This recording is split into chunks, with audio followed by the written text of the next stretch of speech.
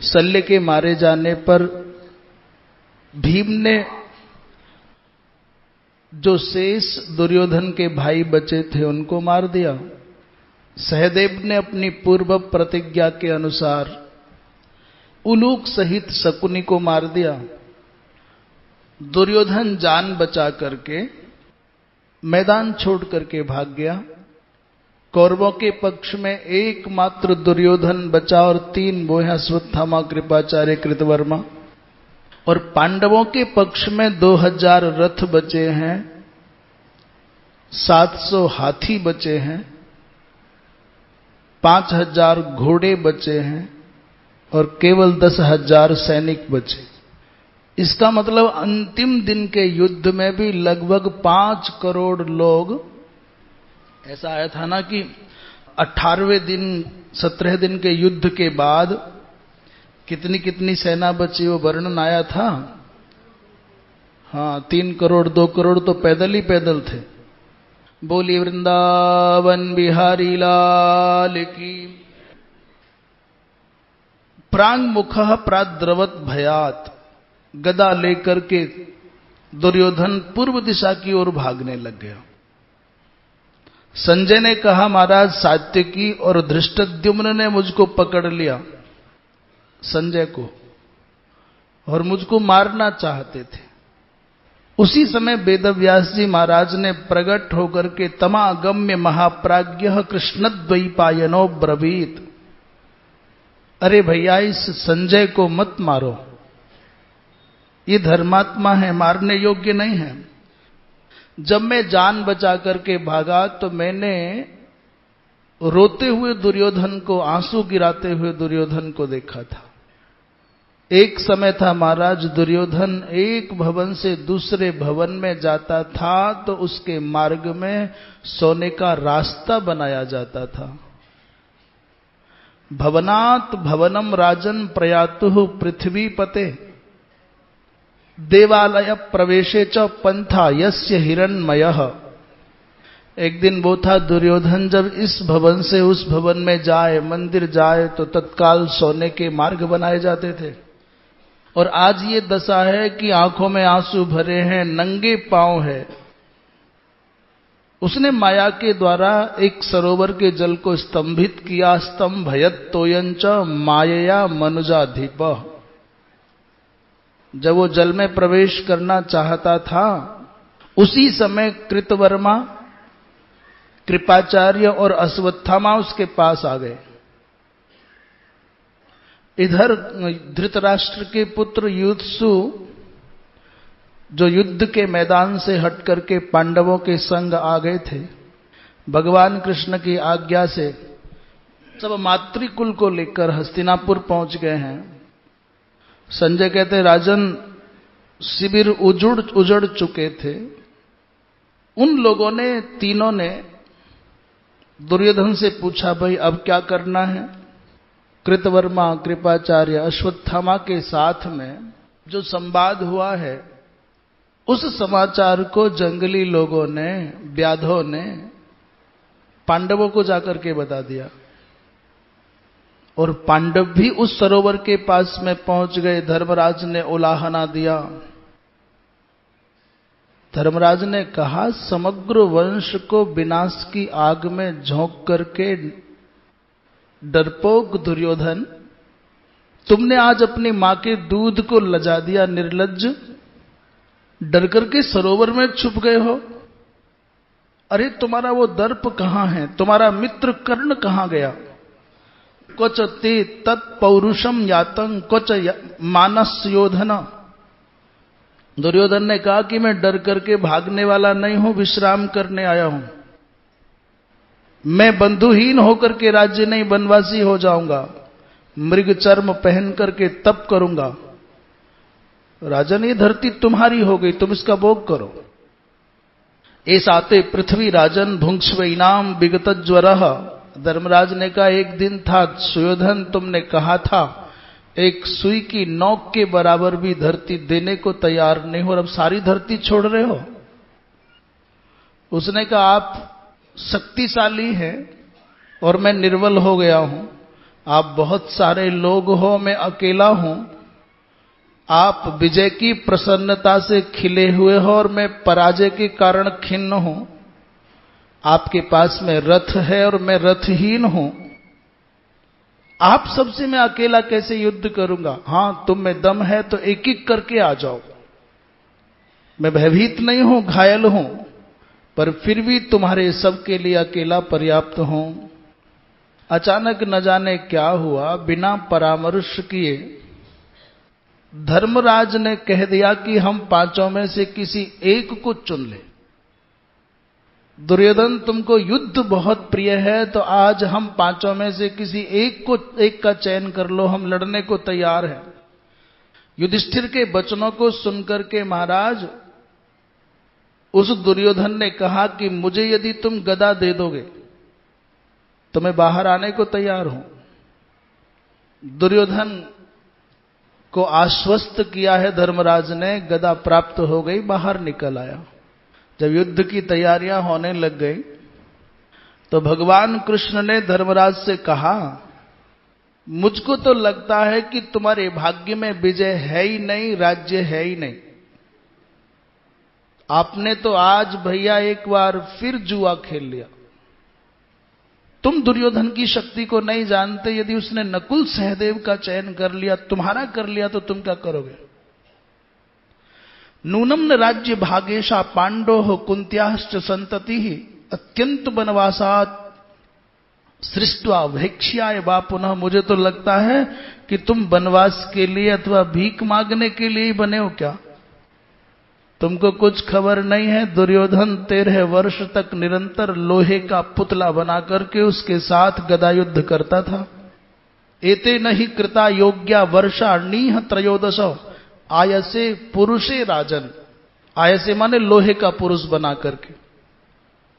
क्यों इतना भयंकर परिश्रम क्यों किया राजा बनने के बाद भी? बोले भीमसेन जिघांसया, नित्य अभ्यास करता है कि भीमसेन को युद्ध के मैदान में मैं मार सकूं। पर धर्मराज तो सब जानते हुए भी ऐसा कमजोर निर्णय इसलिए करते हैं कि दुनिया जान जाए। विधर्मी कितना भी ताकतवर क्यों ना हो और धर्मनिष्ठ व्यक्ति कितना भी कमजोर क्यों ना हो, फिर भी अंततः विजय धर्मनिष्ठ व्यक्ति की ही होगी। विजय हमेशा सत्य की ही होगी। सत्य को प्रताड़ित किया जा सकता है पर पराजित नहीं किया जा सकता। मानो केवल धर्मराज के चित्त में यह बात रही होगी। महाराज दुर्योधन ने भी कहा कि मैं गदा युद्ध करूंगा तो मेरी एक तमन्ना है कि केवल और केवल भीम के साथ में लड़ करके मुझको स्वाद आता है। जब भीम और दुर्योधन का युद्ध सुनिश्चित हो गया, भगवान कृष्ण ने युद्ध के मैदान में जाते हुए दादा भीम के कान में कहा, दादा प्रतिज्ञा तो नहीं भूले हो? धर्म और अधर्म की बात को ध्यान में रखे बिना अपनी प्रतिज्ञा का स्मरण रखना। जिस पल इस पापी दुर्योधन ने द्रौपदी को जंघा दिखा करके कहा था कि आओ इस पर बैठ जाओ, जरा उस समय का स्मरण करो। और तुमने जो दुनिया को सुना करके प्रतिज्ञा की थी उसका ख्याल रखना। तमस्य सक्थनी भंक्त्वा प्रतिज्ञाम पालयिष्यति। जैसे ही भगवान कृष्ण ने स्मरण दिलाया तो भीम के अंदर और भी तीव्रता से ओज आ गया। इधर तो युद्ध के लिए दोनों उद्यत हो रहे हैं और उधर क्या हुआ, 42 दिन की तीर्थ यात्रा संपन्न करके बलराम जी महाराज अचानक आ गए। बलराम जी महाराज का आगमन होते ही सब लोग उठ के खड़े हो गए। देश काल के अनुसार संप्राप्त संसाधनों से उनका स्वागत किया गया। वैशंपायन जी महाराज कहते हैं, हे राजन, बलराम जी युद्ध प्रारंभ होने से पहले चले गए थे। उनका मंतव्य था कि ये पारिवारिक झगड़ा है कौरव और पांडवों का, इसमें हम यदुवंशियों को शामिल नहीं होना है, अथवा हम दोनों पक्ष की सहायता करें। जबकि भगवान कृष्ण और सात्यकी खुलकर के पांडवों के पक्ष में रहते थे और बलराम जी का झुकाव दुर्योधन की ओर रहता था।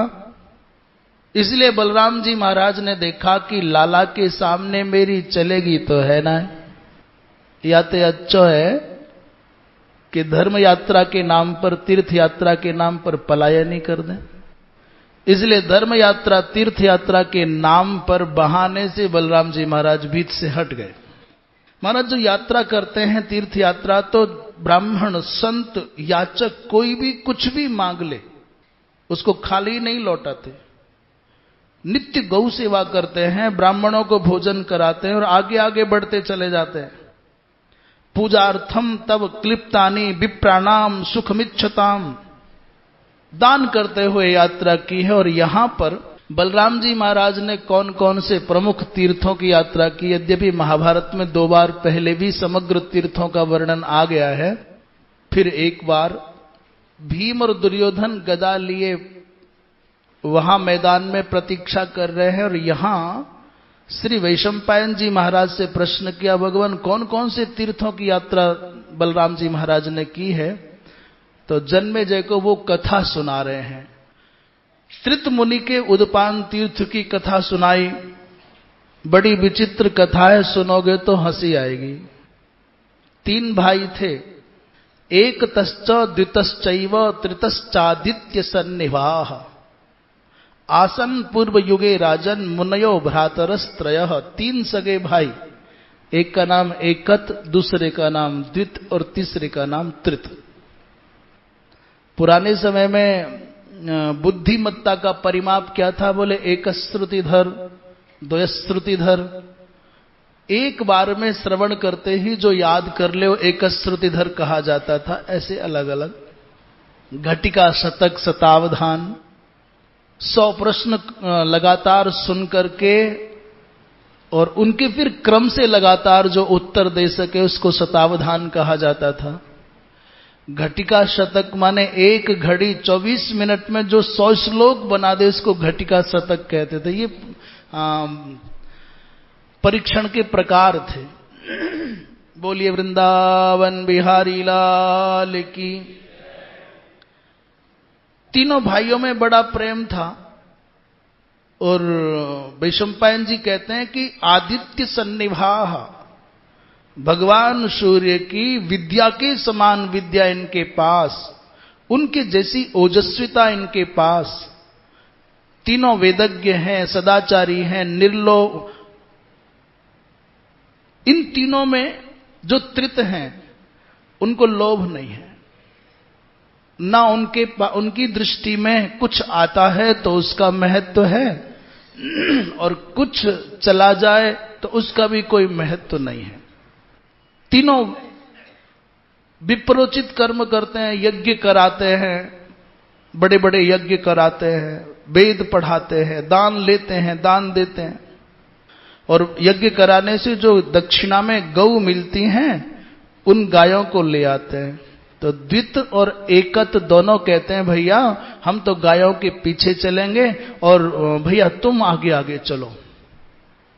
त्रित आगे आगे चलते हैं गायों के और वो दोनों भाई पीछे पीछे चलते हैं। इसलिए उनको ध्यान ही नहीं है कितनी गाय है, कहां है, कौन लाया, कौन ले गया।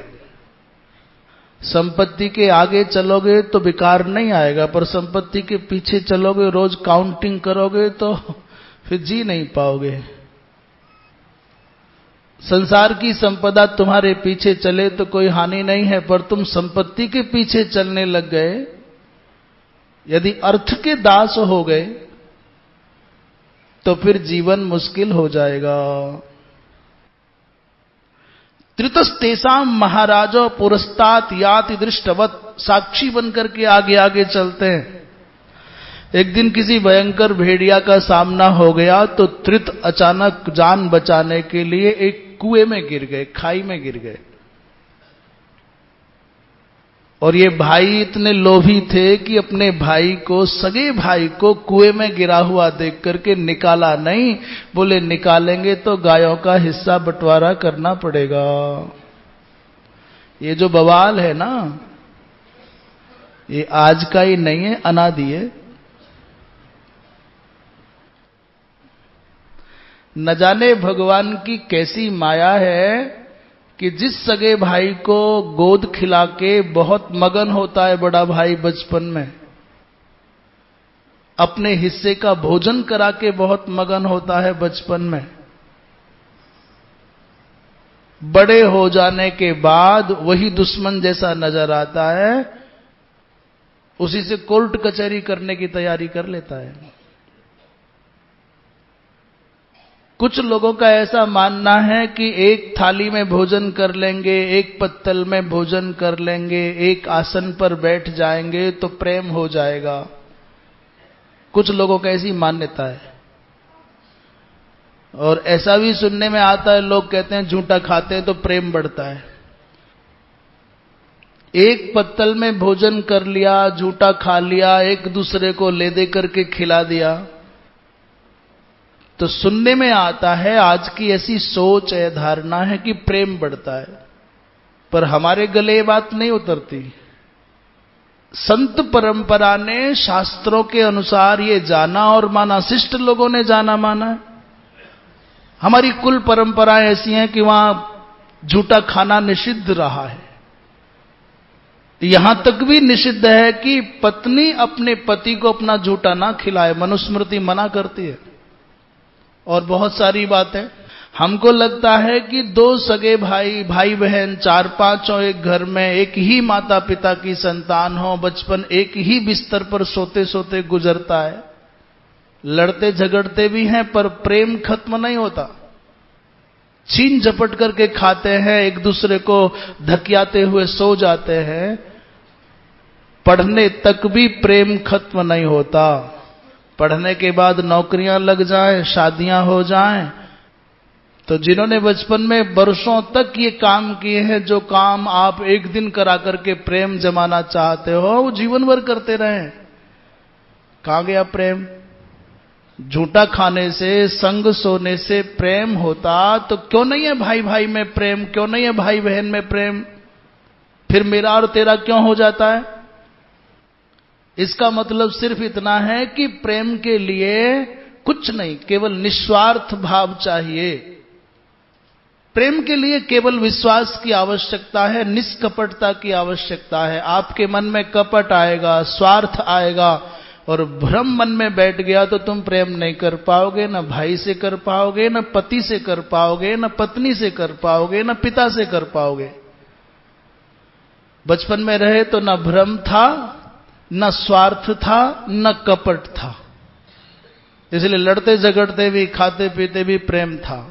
और बड़े हो गए तो स्वार्थ आ गया, मेरा घर तेरा घर, मेरी पत्नी तेरी पत्नी, मेरे बच्चे तेरे बच्चे, तेरे पास इतना पैसा मेरे पास, तेरा काम बड़ा मेरा काम छोटा। इस धरती की समग्र संपत्ति को भी लुटा दे, सब कुछ दांव पर लगा दे, पर प्रेम मिल जाए तो भी सस्ता है। आत्मीयता मिल जाए तब भी सस्ती है, संबंध बचा रहे तब भी सस्ता है। ऐसे ही खाली आना है, खाली ही जाना है, फिर बवाल किस लिए? ये जो भाइयों का बवाल है अनादि है, गायों पर ही मर गए और बड़े अच्छे महात्मा बताए जा रहे हैं। तो ये कथा क्या संकेत कर रही है कि लोभ की वृत्ति, काम की वृत्ति, क्रोध की वृत्ति, ईर्ष्या द्वेष की वृत्ति कहीं पहुंच जाना पीछा नहीं छोड़ेगी। सावधानी बरतनी है। जो बच गए हैं उनका जीवन सुख से गया, आनंद से गया है, और जो इस आग में झुलस गए हैं वो ना अपने काम के रहे, ना समाज के काम के रहे।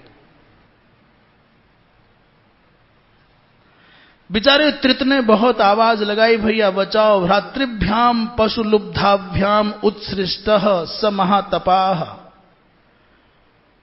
गायों के लोभी भाइयों ने अपने सगे भाई को गड्ढे से नहीं निकाला, बेचारे निर्जल कुएं में पड़े रहे। और त्रित ने क्या सोचा, संकल्प कर लिया, मानसिक भाव से यज्ञ करना प्रारंभ कर दिया।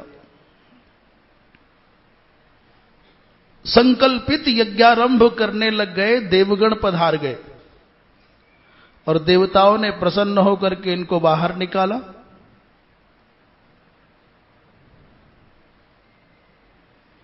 देवताओं ने वरदान दिया, जो इस कुएं का जलपान करेगा उसको सोमरस करने के बराबर पुण्य की प्राप्ति होगी।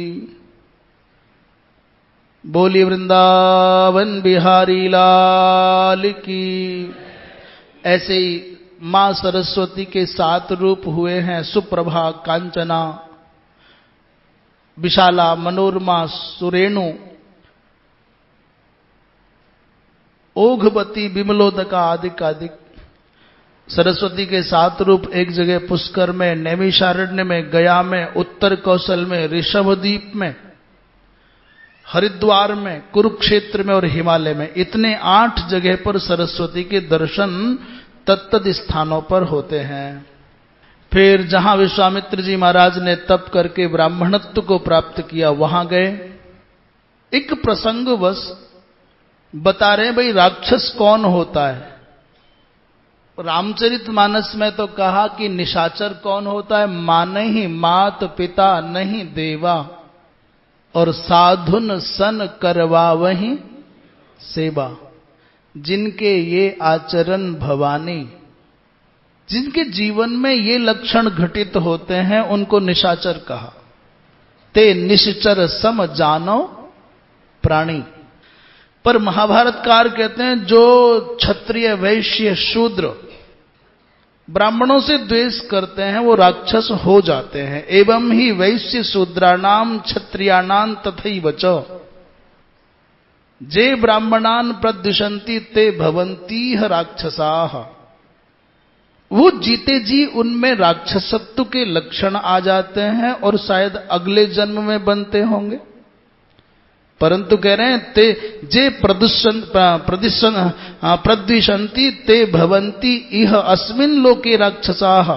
जो आचार्य को, ऋत्विक को, गुरुजन को, माता पिता को, जो वृद्धों को तिरस्कृत करते हैं, अपमानित करते हैं, आचार्यम ऋत्विजं चैव गुरुम वृद्ध जनन तथा प्राणिनो ये अवमन्यन्ते ते भवन्तीह राक्षसाः। प्रश्न किया महाराज, राक्षसों का आहार क्या है?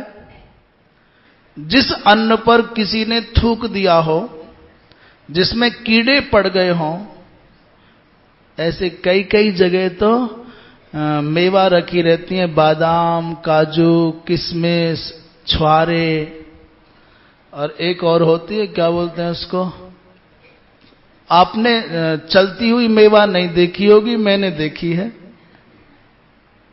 चलती हुई मेवा होती है, एक अचल मेवा, एक चल मेवा। अंदर से खोखला कर देते हैं कीड़े, फिर वहां कुछ बचता ही नहीं है, वही घूमते रहते हैं उस मोहल्ले में। एक महात्मा जी थे, उनके यहां हमने दर्शन किए, बड़ी दिव्य मेवा के, वहां कुछ था ही नहीं, कीड़े ही घूम रहे थे। कह रहे, ओ प्रसाद लो महाराज।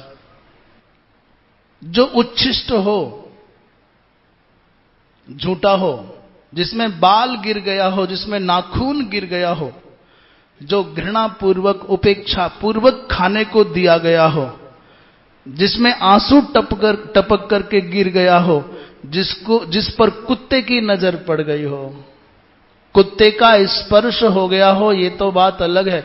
अच्छा, उनकी तो भगवान ही जाने, जिनकी गोद में कुत्ता बैठा और तब भोजन हो रहा है, उनके लिए कोई नियम नहीं है, कानून नहीं है, उनकी बात नहीं भाई।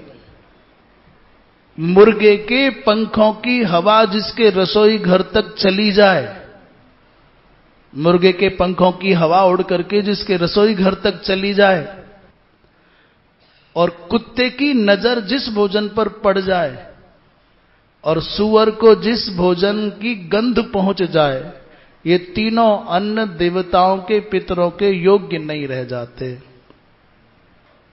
सूकर इतनी दूर रहे कि जहां तक हमारे निर्मित भोजन की गंध ना पहुंचे, कुत्ता इतनी दूर रहे जहां से उसकी नजर ना पहुंचे, और मुर्गा उतनी दूर हो जहां से उड़ करके उसके हवा की, पंखों की हवा ना आ पाए।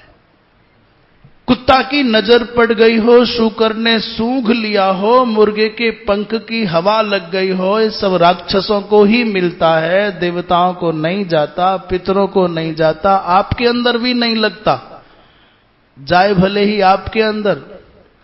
अर्थात उस भोजन के द्वारा दैवीय संपत्ति की वृद्धि नहीं होगी, आसुरी संपत्ति की वृद्धि आपके अंदर होगी, ये भाव है। क्षुतं कीटावपन्नं च यच्चोच्छिष्टाचितं भवेत् सकेशमवधूतं च रुदितोपहृतं च यत् स्वभिसंसृष्ट मन्नं च भागोऽसौ राक्षसा मिहः तस्मात् ज्ञात्वा सदा विद्वान एतान् यत्नात् विवर्जयेत्। इसलिए सावधान होकर के बड़ी अभी आजकल एक और झमेला, लोग कहते हैं साहब कुत्ता इसलिए पालते हैं कि हमारी रक्षा करता है, जब हम सो जाते हैं तब ये हमको हमारे घर को रखाता है। अंग्रेजी में कुत्ते को कहते हैं डीओजी, कुत्ते को अंग्रेजी में कहते हैं, और अंग्रेजी वाले भगवान को क्या कहते हैं? भला हो इनको उन लोगों को, हम अपनी बात नहीं कर रहे, हम भारतीय परंपरा के हिसाब से बात नहीं कर रहे। भला हो उन लोगों का, उनकी बुद्धि में विमलता आवे, उनको अपने गॉड पर भरोसा नहीं है पर अपने डॉग पर भरोसा है। उनको, हमारे तो भगवान है। बोली वृंदावन बिहारी लाल की। बद्रीपाचन तीर्थ में गए, आदित्य तीर्थ में गए, सारस्वत तीर्थ में दधीची जी महाराज ने जहां तप किया वहां भी गए। और एक बड़ी विचित्र कथा है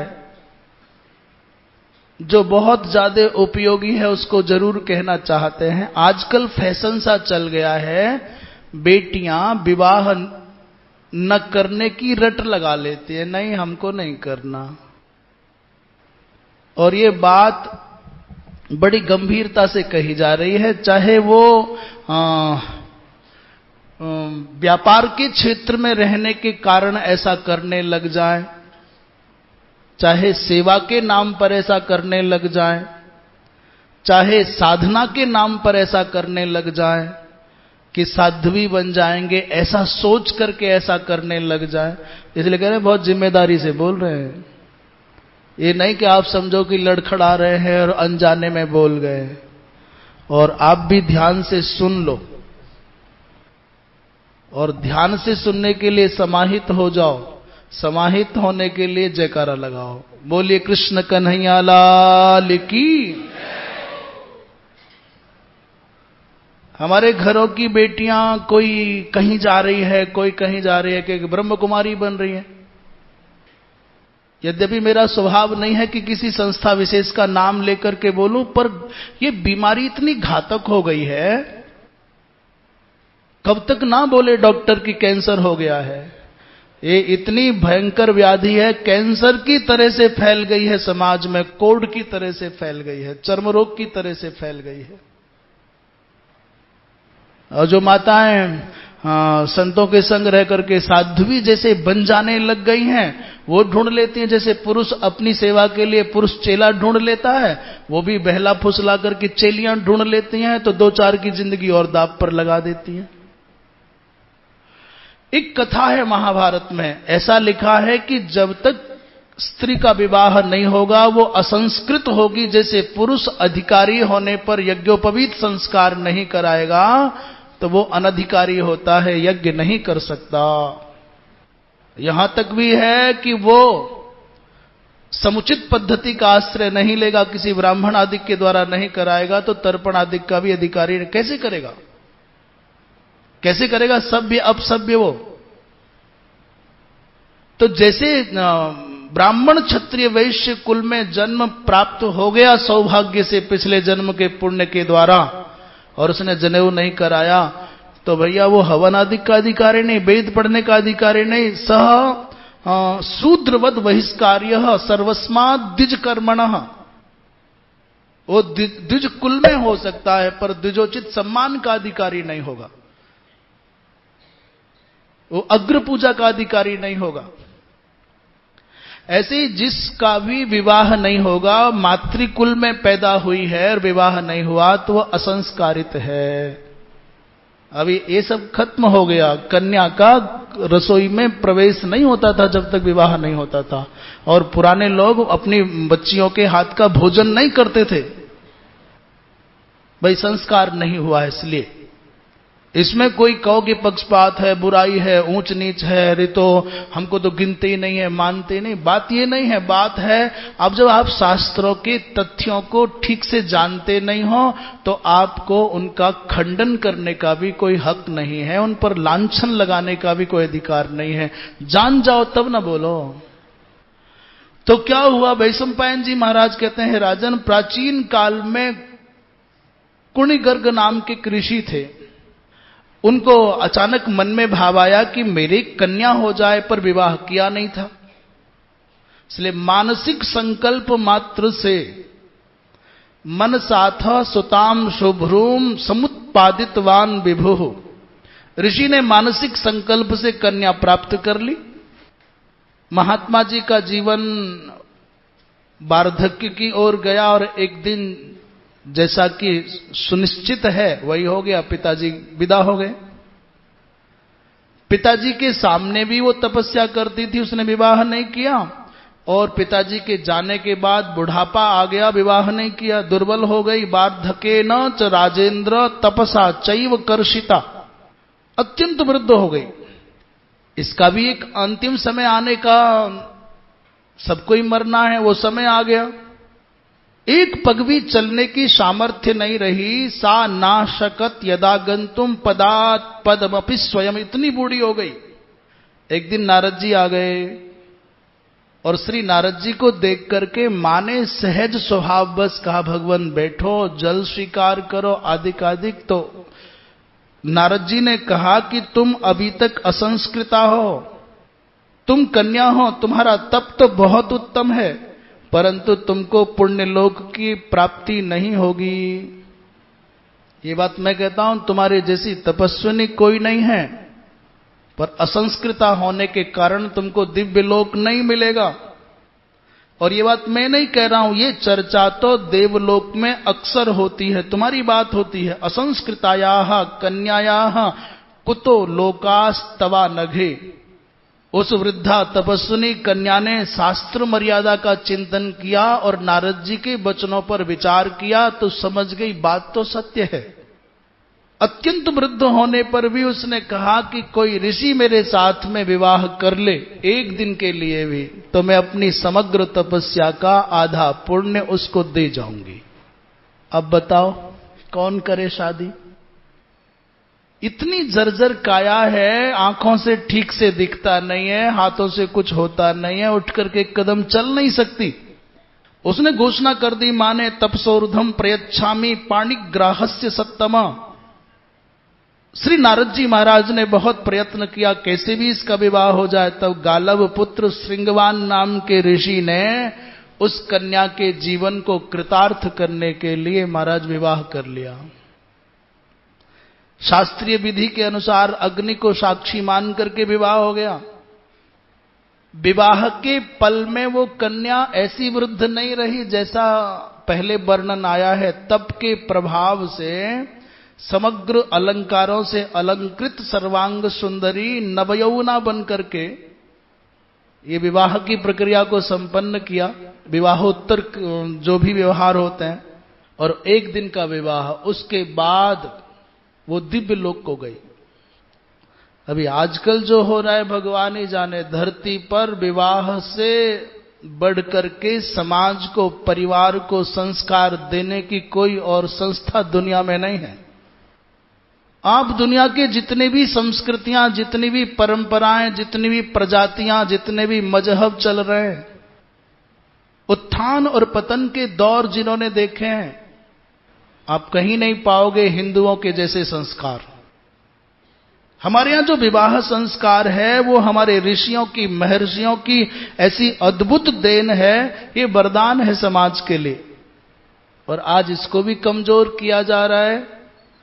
ब्यूटी पार्लर से आकर के कन्या जब सीधे, तो यहां बड़े बड़े अनुभवी लोग बैठे हैं जिनके कंधों पर बड़ी जिम्मेदारी है। आप विचार करो, खुद विचार करो, आंखें बंद करके विचार करो, छाती पर हाथ रख करके विचार करो। ब्यूटी पार्लर का मतलब क्या है? वहां से चल करके कन्या सीधे बिना आचमन किए, बिना स्नान किए, बिना शुद्ध हुए, बिना साफ पवित्र वस्त्र पहने सीधे मंडप में चली जाती है। उस अवस्था में कन्या को देख करके देवता भाग जाएंगे, वहां पूजा होगी। नाई के घर से आवे तो सचैल स्नान करना चाहिए, जिनको यज्ञोपवीत, उनको यज्ञोपवीत परिवर्तन करना चाहिए, आचमन प्राणायाम करना चाहिए, तब जाके शुद्धि का विधान है। और वो नाई के घर से सीधे आए, घर में आके मंडप में आके बैठ जाए, हो जाए। अच्छा, नाचने में, गाने में, ऊधम मचाने में चाहे कई घंटे लग जाएं, पर विवाह के समय, संस्कार का समय आए तो पंडित जी जल्दी करो, जल्दी करो, जल्दी करो। संस्कार के लिए समय नहीं है। 1-1 करोड़ रुपए शादी पर खर्च कर देने वाले लोग जब पंडित जी को दक्षिणा देने की बात आती है तो भाई कम है ही को नहीं। जो बैंड बाजों वालों पर नाचते हुए लुटाते हैं, ये क्या हो गया? विवाह संस्कार इतना कमजोर हो गया, इसकी जो वैधानिक पद्धति है उसको इतना इग्नोर कर दिया। न जाने कौन सी अंधी दौड़ में दौड़े चले जा रहे हैं। जो मुहूर्त निर्धारित हुआ है कन्यादान का, उस मुहूर्त में कन्यादान नहीं हो रहे। तो ये जो विवाह की परंपरा है, ये किसी व्यक्ति की बनाई हुई नहीं है, विशुद्ध शास्त्रीय। इसका संबंध इस लोक और परलोक दोनों के साथ में है, ये मनमाना नहीं है। ये कोई ऐसा नहीं है कि जोड़ दो जहां से लकड़ी और लोहे का वेल्डिंग कर दो। बोलिए वृंदावन बिहारी लाल की। इसके बाद कुरुक्षेत्र की महिमा का वर्णन, क्योंकि बलराम जी महाराज भ्रमण करते करते सनातन तीर्थ कुरुक्षेत्र में आए। महाराज, इस कुरुक्षेत्र की विशेषता है कि यहां जो पुरुष इस क्षेत्र में मरता है, ते गमिष्यन्ति सुकृतान लोकान पाप विवर्जितान। इस कुरुक्षेत्र में इसलिए युद्ध के मैदान के रूप में कुरुक्षेत्र को चुना गया। यहां जो लोग मरेंगे वो सीधे दिव्य लोकों को जाएंगे। बोलिए वृंदावन बिहारी लाल की। ऐसा भी लिखा हुआ है कि कुरुक्षेत्र की तो मिट्टी भी उड़ करके आपके शरीर से लग जाएगी तो भी आपके समग्र दुष्कृतों को नष्ट कर देगी। पांसवोपी कुरुक्षेत्रात वायुना, समुद्रीता हवा का झोंका उड़ा करके लाए और मिट्टी आपके शरीर से लग जाए तो भी आप पवित्र हो जाओगे। महाराज, इस सब को तीर्थ यात्रा को पूरा करके बलराम जी महाराज को पता चला कि महाभारत का युद्ध पूरा होने जा रहा है और लगभग अब दुर्योधन और भीम का गदा युद्ध होना शेष रह गया है। इसलिए बलराम जी महाराज सीधे वहीं पहुंच गए। जैसे ही युद्ध आरंभ होने लगा, बलराम जी महाराज मध्यस्थ होकर के बैठ गए उस रोमांचकारी युद्ध का दर्शन करने के लिए। थोड़ी ही देर में दोनों के दोनों योद्धा खून में नहा गए, हांफने लग गए, इतने ज्यादा थक गए कि पैर उठाना तक भारी हो गया। तो दोनों ने विश्राम किया। एक मुहूर्त तक दोनों ने उभौ अपि परिश्रांतौ तौ मुहूर्तम समास्वस्य, एक मुहूर्त तक विश्राम भी कर लिया, फिर उठ करके खड़े हो गए। पैतरे बदल करके गदा युद्ध चलने लगा। दुर्योधन छरेरा है और भीम थोड़े भारी है। दुर्योधन युद्ध कला में, गदा युद्ध की कला में बहुत निपुण है, बहुत दक्ष है, पर भीम के पास में ताकत बहुत ज्यादा है।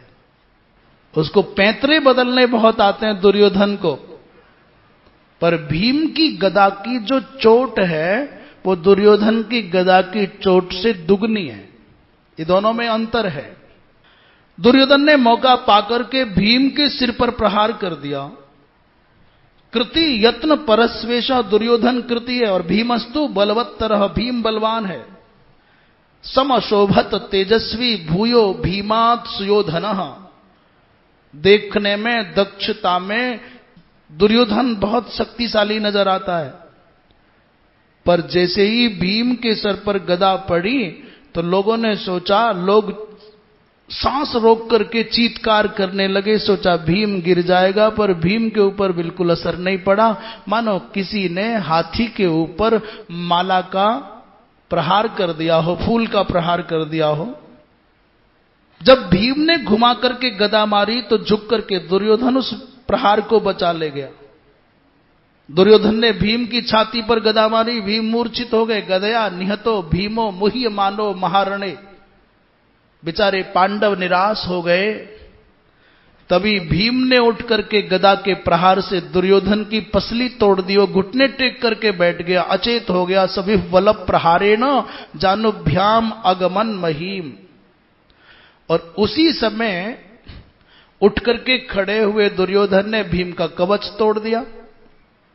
भगवान कृष्ण बोले भीम बलवान है, परंतु दुर्योधन का अभ्यास बहुत अद्भुत है। बिना माया के आश्रय के भीम दुर्योधन को नहीं मार सकता। तस्मान माया मयम भीम आतिष्ठतु पराक्रमम। भगवान कृष्ण ने अर्जुन से कहा, अर्जुन भीम कहीं भूल तो नहीं गया? उसको अपनी प्रतिज्ञा तो याद है ना कि तेरी जांघ तोड़ूंगा। धीरे से भगवान कृष्ण ने अर्जुन के कान में फुसफुसा करके ऐसा कहा। जोर से क्यों नहीं बोले?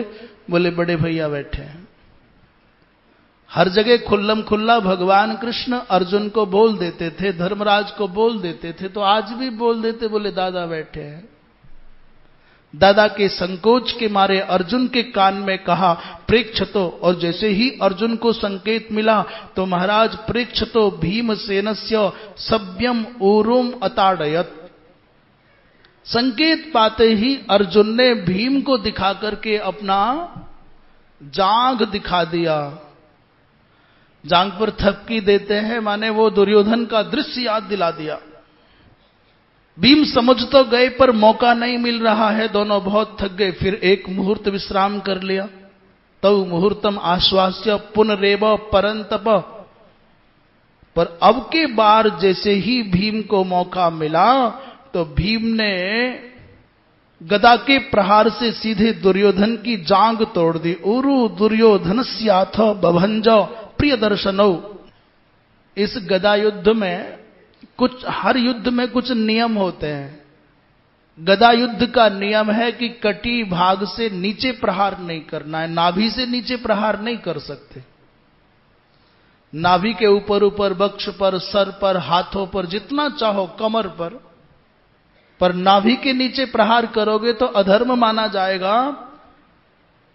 पर भीम ने पूरी ताकत से दुर्योधन की जंघा पर प्रहार किया तो महाराज आर्तनाद करता हुआ धरती पर गिर गया दुर्योधन।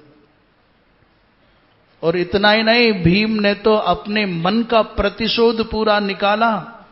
दुर्योधन के मुकुट को, सिर को अपने पैरों से कुचल दिया, रौंद दिया। एव मुक्त्वा स बामेन पदा मौली मुपास्पृशत और शिरश्च राज सिंहस्य पादेनो समलोडयत। इस मूर्धाभिषिक्त सम्राट के सिर का पैर से स्पर्श करना किसी को अच्छा नहीं लगा। क्रुद्ध होकर के भीम ने कहा, तुमने द्रौपदी का अपमान किया था। भले ही इस पाप के कारण मैं नरक जाऊं, मुझको उसकी कोई परवाह नहीं है, पर आज पहले अपने चित्त की आग को शांत कर लो। कामम स्वर्गम नरकम बा पताम। युधिष्ठिर ने बहुत मना किया, भीम ये चाहे जो हो है तो अपना भाई, तुम सिर को मत ठुकराओ। मां सिरोस्य पदा मार दी ही मां धर्मस्ते तिगो भवेत। परंतु धर्मराज की एक बात भीम ने नहीं माने। धर्मराज रोने लग गए, बंधु विहीन हो गए, विधवा स्त्रियों के विलाप तीव्रतर हो गए। इस दृश्य को देख करके बलराम जी महाराज को भयंकर क्रोध आ गया और तमतमा करके अपने हल को पकड़ा और गर्जना करते हुए भीम को मारने के लिए बलराम जी दौड़ पड़े। बलराम जी महाराज जब दौड़े तो भगवान कृष्ण मुश्किल से, बड़ी कठिनाई से तमुत्पतंतम जग्राह केशवो विनयान्वितः। दादा दादा दादा कह करके मुश्किल से पांव पकड़ करके रोके बलराम जी महाराज, बैठो तो सही, सुनो तो सही। तो फुफकारते हुए बलराम जी महाराज बोले, कहा बात है बता, तेरी आंखन के सामने पाप हुआ है? कटी भाग के नीचे गदा को प्रहार नहीं है सके, और या नीच भीम ने दुर्योधन को, सम्राट को, सर अपने पावन के तले रौंदा, तो मर्यादा को बोध नहीं है। क्रोध में आए हुए बलराम को भगवान ने कहा, दादा उन्नति 6 प्रकार से होती है। हम जो अपनी उन्नति देखते हैं वो उसके 6 आधार हैं। अपनी उन्नति, मित्र की उन्नति और मित्र के मित्र की उन्नति हमारी उन्नति होती है। हम बढ़ें तब भी हमारी उन्नति है, हमारा मित्र बढ़ जाए तब भी हमारी उन्नति है, उस मित्र के मित्र बढ़ जाए तब भी हमारी उन्नति है। बोलिए वृंदावन बिहारी लाल की। हम बढ़ते हो तब भी हमारी उन्नति है, और हमारा भाई, भाई के बच्चे, हमारे परिवार की कोई भी शाखा बढ़ती हो तब भी हमारी उन्नति है।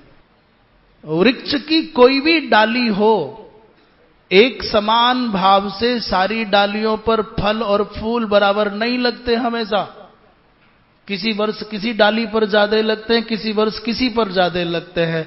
एक डाली दूसरी डाली के फल फूलों को देख करके जलने लग जाए, यहां कम वहां ज्यादा, तो मरो और भूल जाओ कि हम डाली अलग नहीं है, हमारा मूल है ये वृक्ष। तो वृक्ष की उन्नति को अपनी उन्नति मान लोगे तो परिवार के लोगों की बढ़ोतरी देख करके ईर्ष्या करोगे। पर मनुष्य की खोपड़ी में इतना फितूर भरा हुआ है, ये प्रकृति से शिक्षा नहीं लेता। 3 कारण बता दिए उन्नति के, और 3 बताए कि शत्रु की हानि, शत्रु के मित्र की हानि, और शत्रु के मित्र की हानि। ये 6 प्रकार हैं अपनी उन्नति के। अपनी, अपने मित्र की और मित्र के मित्र की उन्नति अपनी उन्नति है। शत्रु की हानि, शत्रु के मित्र की हानि, शत्रु के मित्र की हानि, ये अपनी उन्नति है। दादा आज तुमको धर्म दिखाई दे रहा है ना, पांडवों से बात शुरू नहीं की, मन में थोड़ी भावुकता जगाने के लिए भगवान कृष्ण सीधे कुंती बुआ तक ले गए। दादा आपको बुआ कुंती याद है ना, उस बिचारी ने कितनी कठिनाई से इन छोटे छोटे बच्चों को कैसे जीवन रक्षा की, इनकी छला गया, दुख दिए। तुमको याद है ना कितना आंसू गिराए थे आपने जब लाक्षागृह की आग में पांडवों को जलने का समाचार आपको मिला था। बुआ कुंती ने रो रो करके आपका वक्ष जब गीला कर दिया था तो क्या कहा था आपने, याद है ना। बलराम जी महाराज भगवान कृष्ण के सामने ज्यादा बोलते बालते नहीं, हाँ हाँ करने चुप हो गए, बेचारे गुस्सा ठंडा हो गया। क्योंकि बलराम खुद कहते थे कि बुआ तू चिंता मत कर, मैं तेरे पुत्रों के अपमान का बदला लूंगा। और दादा एक बात तो बताओ, तुम अपनी प्रतिज्ञा कर लो, मैं आपसे पूछता हूं, तुमने कोई प्रतिज्ञा करी हो तो उसे तोड़ सकते हो, छोड़ सकते हो क्या? दादा बोले ना। तो फिर भीम की भी तो प्रतिज्ञा है। दादा यदि किसी एक अबला को भरी सभा में नग्न किया जाना धर्म है, तो फिर उस दुष्ट व्यक्ति की, उसको किसी अबला को जंघा दिखाना यदि धर्म है, तो फिर दादा वैसी गंदी जंघा को तोड़ देना भी धर्म ही है। फिर किस बात का धर्म रह गया, कैसा पाप रह गया? एक बेचारे अभिमन्यु को इन दुष्टों ने घेर करके मारा था, तब धर्म कहां था? प्रतिज्ञा पालनम धर्म क्षत्रियस्येह वेद्म्यहम्। मैं तो इतना जानता हूं दादा, गुस्सा करो या प्रसन्न हो जाओ, भीम ने केवल अपनी पूर्व घोषित प्रतिज्ञा को पूरा किया है। और फिर भीम की कोई अकेले की प्रतिज्ञा नहीं है दादा। यदि आज भीम इसकी जांघ न तोड़ पाता, एक महात्मा का, एक ऋषि का शाप झूठा हो जाता। बलराम जी बोले वो कहा है, किस महात्मा ने शाप दिया? बोले पीछे कथा आई, एक दिन बड़े बड़े महात्मा धृतराष्ट्र को समझाने आए, राजन ऐसा मत करो, पांडव बड़े पुण्यात्मा हैं, बड़े धर्मात्मा हैं, उनको राज्य दे दो। उसी समय दुर्योधन आ गया तो धृतराष्ट्र ने कहा बाबा मैं तो मानने को तैयार हूं, पहले मेरे पुत्र को समझा दो। मैत्रेय महर्षि को लगता था कि मैं तो व्यास जी महाराज का अपना सगा हूं, हम दोनों तो एक ही हैं, मेरा बड़ा आदर है, मेरे परिवार का मामला है। बड़ी निष्ठा से समझाने लग गए महात्मा जी। और दुर्योधन बैठा बैठा हाँ हूं करता रहा। और जब कहा कि भीम बहुत शक्तिशाली है, अर्जुन बहुत शक्तिशाली है, तुम्हारे भाई हैं, युद्ध ठीक नहीं है, इन बातों को सुनते सुनते अचानक दुर्योधन ने अपनी धोती हटाई और बाईं जंघा को ठोकने लग गया, जैसे अखाड़े में जाने से पहले पहलवान ठोकते हैं। महात्मा जी तो बड़े आनंद के साथ में परिवार के कल्याण के लिए समझा रहे थे और वो जंगा दिखा रहा है। गुस्से में आ गए महात्मा, उन्होंने कहा जा याद रखना, उरु ते भत्स्यते भीमो गदयेति परंतप। दादा मैत्रेय महर्षि ने पूर्व में शाप दिया था, आज महात्मा के शाप को सत्य सिद्ध कर दिखाया है भीम ने, इसलिए अच्छा किया है। बलराम जी महाराज चुप तो हो गए परंतु शांत नहीं हुए, अंदर से संतोष नहीं हुआ। गुस्से में उठ करके द्वारिकापुरी चले गए, बैठे नहीं रहे। भगवान कृष्ण ने कहा धर्मराज से, धर्मराज तुमने भीम के द्वारा किए गए इस अपराध को चुपचाप देख कैसे लिया? इतना अधर्म हुआ और आप आंखें बंद करके चुप देखते रहे? धर्मराज ने कहा माधव सच बताओ, मेरे भी मन में ये गिलानी है, ये अच्छा नहीं किया भीम ने। अर्जुन भी प्रसन्न नहीं है, चारों भाई तो बाकी सब तो जय जयकार कर रहे हैं भीम की। और इस सब दृश्य को देख करके दुर्योधन कराहता हुआ जो पड़ा था, उसने कहा मेरी जब तक भुजाओं में दम था तब तक मैंने इन पांडवों को चैन से एक दिन भी सोने नहीं दिया। और भगवान कृष्ण को डांटते हुए बोला, ओ कंस के दास पुत्र, तुमको लज्जा नहीं आती? कंस दासस्य दायाद नते लज्जास्त्यनेन वै। तुमने अधर्म पूर्वक बाबा भीष्म को मरवाया, अश्वत्थामा हाथी मरवा करके द्रोण को अनशन व्रत करने पर मजबूर किया, भूरिश्रवा को मरवाया, कर्ण को मरवाया, अभी तुम्हारा चित्त चैन में नहीं आया है? भगवान कृष्ण ने भी दुर्योधन के अपराधों को सुना दिया। उसने कहा महाराज मैंने वेद पढ़े, बड़े बड़े यज्ञ किए, मैं नित्य संध्या वंदन करने वाला था, सागर पर्यंत वसुंधरा पर मैंने राज्य कर लिया। जब तक मेरे भुज दंडों में दम था मैंने रण यज्ञ में न जाने कितने जीवों की आहुति दी। अब अंतिम समय में युद्ध के मैदान में अपनी प्राणाहुति दे रहा हूं, तो मैं तो दिव्य लोकों को जाऊंगा। जाओ तुम मेरी झूठन खाना, मेरे द्वारा छोड़े गए त्यागे हुए राज्य का भोग करना जाओ। जब तक जिंदा रहा तब तक आनंद लिया, और आज मर करके स्वर्ग जा रहा हूं, तुमसे पहले वहां भी स्वर्ग भोगूंगा। धर्मराज को कहा जाओ मेरी थूक में मेरे छोड़े हुए राज्य को भोग लो। स्वर्गं गंता हम अच्युत। और जो भीम ने मेरे मस्तक को ठुकराया है, मुझे इसका कोई दुख नहीं है, क्योंकि थोड़ी देर बाद इस शरीर को कौवा खाएंगे, कुत्ता खाएंगे, गीदड़ खाएंगे, तब कौन शोक करने आ रहा है? मेरे छोड़े हुए राज्य को तुम भोगना, कितने दिन तक भोगोगे? जाओ। काकावा कंक गृध्रावा निधास्यंति पदम क्षणात। भीम ने यदि ठोकर मार दी, पैर मेरे सर पर रख दिया, तो इस सर पर तो थोड़ी देर बाद कौवा और ये सब पैर रखेंगे, तो किस बात का शोक करूं? बोली वृंदावन बिहारी लाल की। ऐसा कहते ही दुर्योधन के ऊपर आकाश मंडल से पुष्पों की वर्षा होने लग गई। सिद्ध गण जय जयकार करने लग गए। उदास पांडव बैठे थे। भगवान बोले यदि मैंने माया का आश्रय ना लिया होता तो तुमको कभी स्वप्न में भी विजय नहीं मिलती। यदि नैवम विधम जातु कुर्याम जिम्ह महम रणे, तो कुतो वो विजयो भूयः कुतो राज्यम कुतो धनम। भगवान ने सांत्वना दी, तुमको दोष नहीं लगेगा, ये मेरी वजह से ऐसा हुआ है। इसके बाद सब पांडव, दुर्योधन तो चला गया स्वर्गलोक। पांडव अपने अपने रथों पर बैठ करके शिविर की ओर आने लग गए। आज एक विचित्र घटना घटी। भगवान ने बड़े रूखे से भाव से, थोड़ा कर्कश सा होते हुए कहा कि पार्थ नीचे उतर जा जल्दी। अर्जुन को ये स्वाद बड़ा अटपटा लगा। उसको लग रहा था कि आज तो मैं विश्व विजेता बन गया हूं, आज मालाएं पड़ेंगी, स्वागत सत्कार होगा, जय जयकार होगी, पर यहां तो गड़बड़ है। अर्जुन ने कहा, गोविंद आप सारथी हो, मैं रथी हूं, और नियम यह है कि पहले सारथी उतरता है फिर रथी उतारा जाता है, और आज दिन तक लगातार आपने उसी नियम का पालन किया है। आज क्या बात है? आपके स्वर में स्नेह नहीं है, आत्मीयता नहीं है, सम्मान का भाव नहीं है। भगवान ने कहा, जो मैं कहता हूं वो तुरंत करो, नीचे उतर जा, डपटते हुए कहा। और जैसे ही निराश से होकर के, उदास से होकर के अर्जुन चुपचाप उतरे, उतनी ही देर में एक ही पल में ध्वजा पर बैठे हुए कपिराज भी अंतर्ध्यान हो गए। भगवान के रथ के पहियों पर जो शेष नाग के द्वारा प्रेषित नाग थे वो सब चले गए। उस रथ के संरक्षक जितने सिद्ध चारण आदि थे सब चले गए।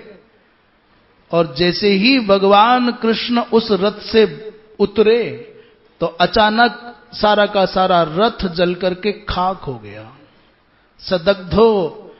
जब वो जल गया तो आश्चर्यचकित रह गए सब पांडव। लोगों ने पूछा, गोविंद ये क्या हुआ? भगवान ने कहा, ये तो भैया कब का जल करके भस्म हो चुका था। मेरी प्रतिज्ञा थी अर्जुन को एक ही रथ के द्वारा विजय दिलानी है, इसलिए मेरे संकल्प के बल से रुका हुआ था। भगवान कृष्ण ने धर्मराज से कहा कि राजन, मैंने उपप्लव नगर में मधुपर्क देकर आपसे कहा था कि मैं अर्जुन को एक ही रथ के द्वारा, एक ही धनुष के द्वारा विजयी बना करके सुरक्षित लाऊंगा। ये अर्जुन आपके हाथों में है, इसे संभालो। पांचों पांडव भगवान कृष्ण ने माता कुंती को सौंप दिए हैं। और आज जब आनंद के वातावरण में शयन करने की बात आई तो भगवान ने कहा, नहीं, आप लोग यहां नहीं सोओगे अपने शिविरों में।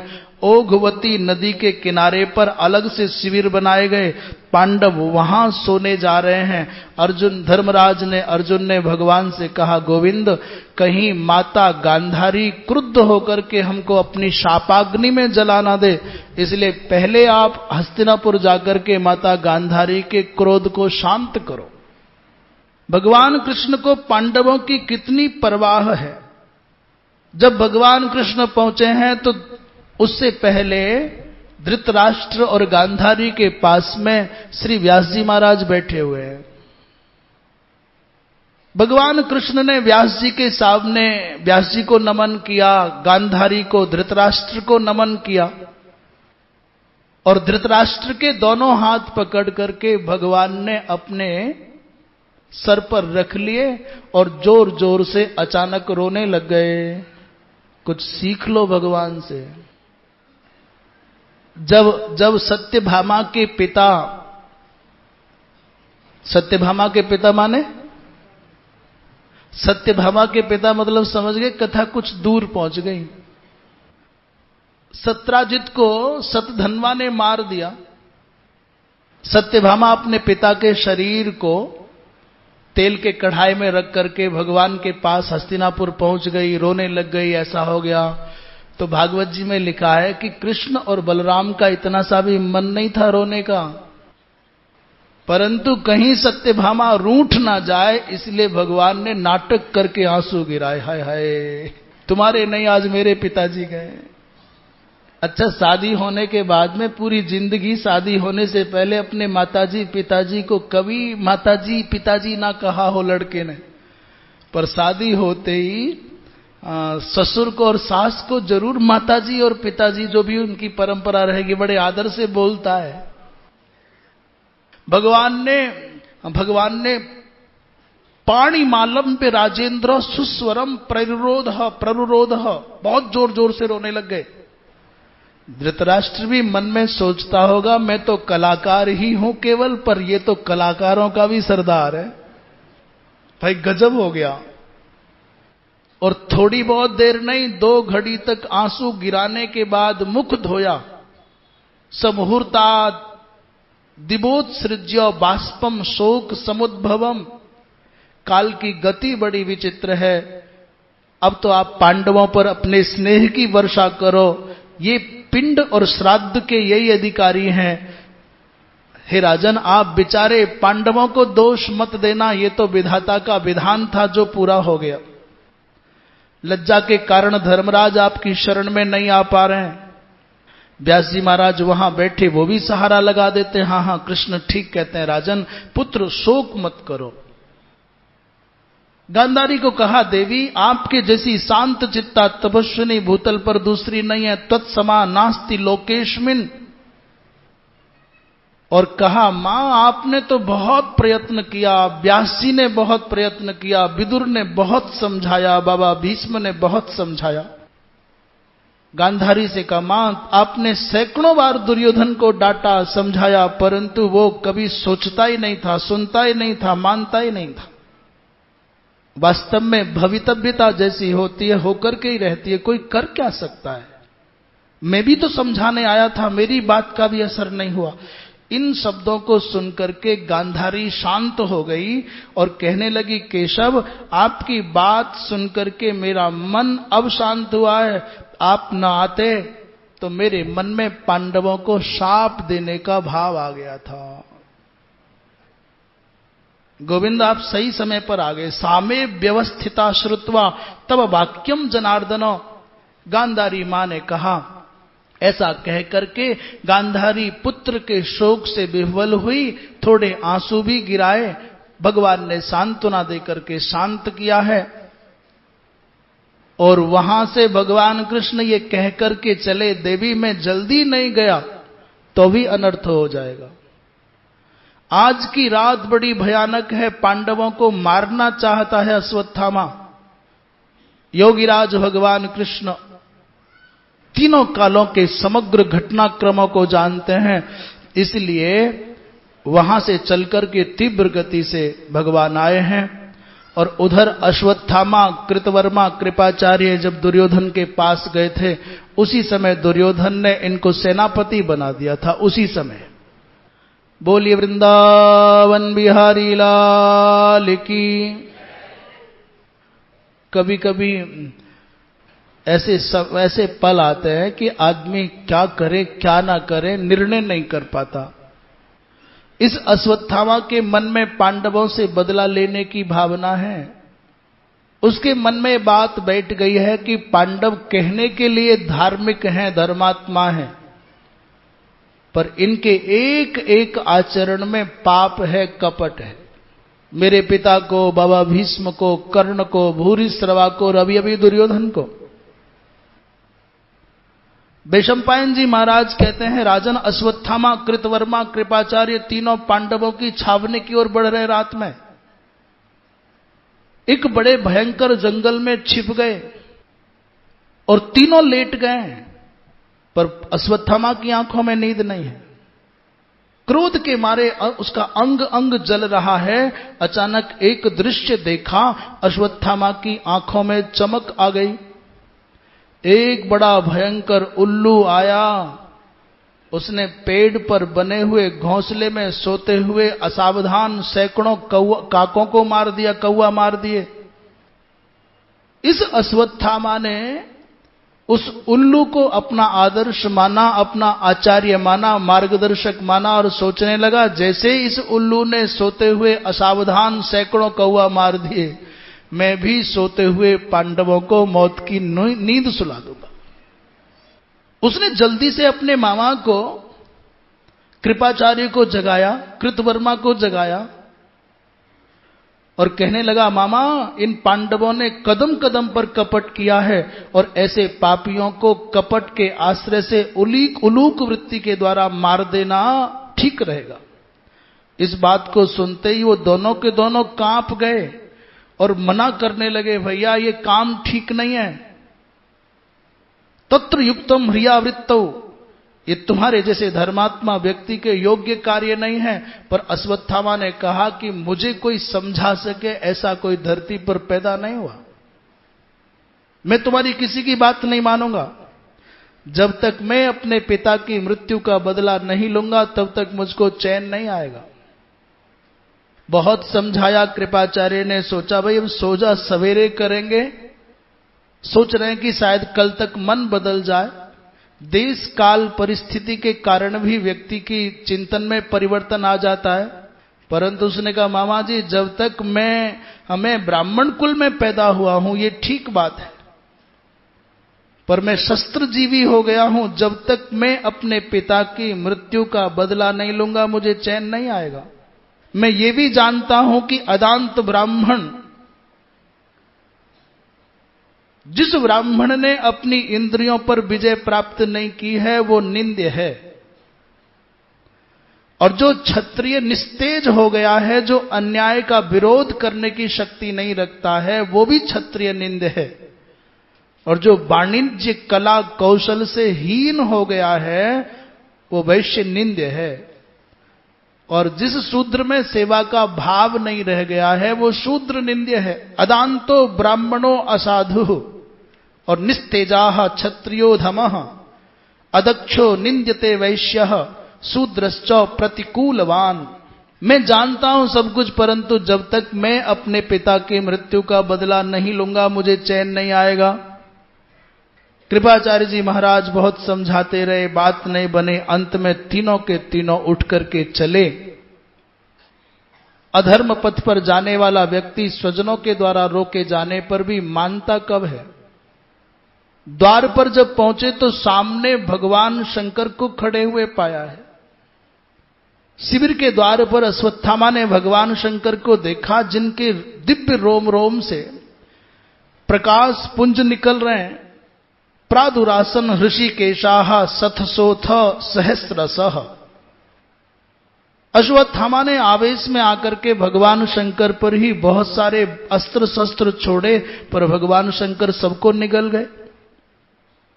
अश्वत्थामा खाली रह गया। अब पछता रहा है, मैंने अपने कृपाचार्य जी की बात नहीं मानी, अब क्या करूं, अब कहां जाऊं। और अंत में भगवान शंकर की शरण में गया। उग्रम स्थानम शिवम रुद्रम सर्वम ईशानमीश्वरम प्रपद्ये शरणम देवम परमेण समाधिना। भगवान शंकर अश्वत्थामा की स्तुति से प्रसन्न हो गए और उपहार के रूप में भगवान शंकर ने खड्ग दे दी।